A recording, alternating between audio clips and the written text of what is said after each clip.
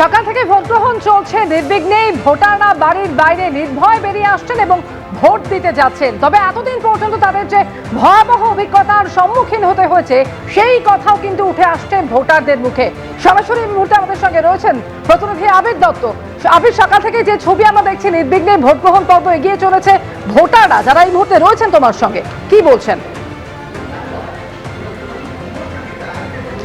দেখো, আমরা রয়েছি ফলতা অবৈতনিক প্রাথমিক বিদ্যালয়ের সামনে এবং এখানে কিছুক্ষণ আগে যে ছবিটা আমরা দেখলাম, এই যে ভোটাররা দাঁড়িয়ে রয়েছেন তারা কিন্তু ক্ষোভে ফেটে পড়েন। তার কারণ হচ্ছে যারা তাদেরকে আটকাতেন সেরকমই এক ব্যক্তিকে তারা ধাওয়া করে ধরে ফেলেন এবং সেই ব্যক্তি অস্বীকার করলো। তাদের বক্তব্য যে দিনের পর দিন তাদের যে পরিস্থিতির সম্মুখীন হতে হয়েছে সেজন্য আর কোনোদিনও কারণ না হয়। কি পরিস্থিতি তারা সম্মুখীন হয়েছিলেন? ভোট দিয়ে যখন বেরোতেন তখন কি হতো বা ভোট দিতে পারতেন? ভেতরেই বলতো যে আমাদের দেখিয়ে ভোটটা দাও।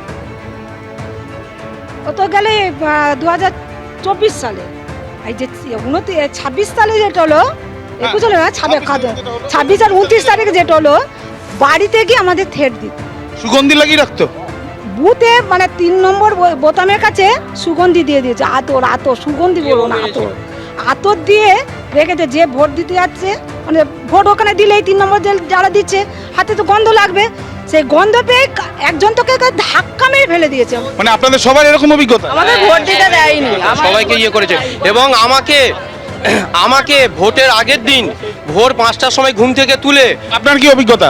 আমার সামনে বছরে পুজোর সময় আমার মহল্লার দিনে সন্ধ্যে 8টার সময় আমার থেকে আমি চা বিক্রি করে খাই বিয়ানু, আমার থেকে 2000 টাকা নিয়েছে। আমি কাঁদতে কাঁদতে দেনা করে 2000 টাকা দিয়েছি। তারপরেতে ফোনে মাস্টার মানে ভোটের দিন তার আগে আগে কি বলা হতো মহিলাদের মূলত? গিয়ে বলে রাত্রে যাবে, গিয়ে বলবে হয়তো থেট দিতে বলছে তোমরা ভোট দিতে যাবে না। মানে যারা আমরা যখন ভোট দিতে যাবে, তোমাদের টালি গুনে রাখো, টালি ভেঙে পুরো কুচো করে দেবো আর সাদা শাড়ি দিয়ে যাবো, তোমাদের স্বামীদের একদম শেষ করে দিয়ে দেবো। মহিলাদের দেখতে পাচ্ছ, মহিলাদের এই যে ক্ষোভ, সেই ক্ষোভ আপনারা আজকে সবাই ভোট দিতে পেরেছেন? খুশি মনে দিয়েছে একদম, মানে মন খুলে ভোট দিয়ে 29 তারিখে আমাদের ভোট দিতে দেওয়া হয়।